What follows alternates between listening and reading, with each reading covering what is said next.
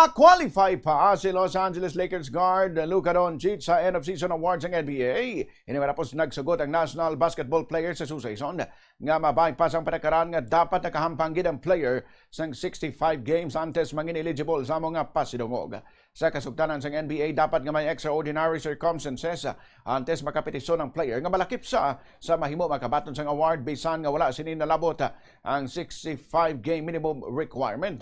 Nakahampang si Doncic ang 64 games sa regular season pang wala na ini ng kapadayon bangod sa injury. Magluwas kay Luka may pareman nga pribilehiyo nga ginhatag kay Detroit Pistons guard Cade Cunningham nga nakahampang sa 63 games kag wala nakaupod sa 12 games matapos nga nag-collapse ang baga sinisang Marso. Nabaluan nga ini nga patakaran sa NBA ang nangin mainit nga diskusyon subong nga season bangod pareho nga wala nakalabot sa 65 game threshold ang players kangay nandayan isang Tito Compo, Stephen Curry, LeBron James kag Devin Booker.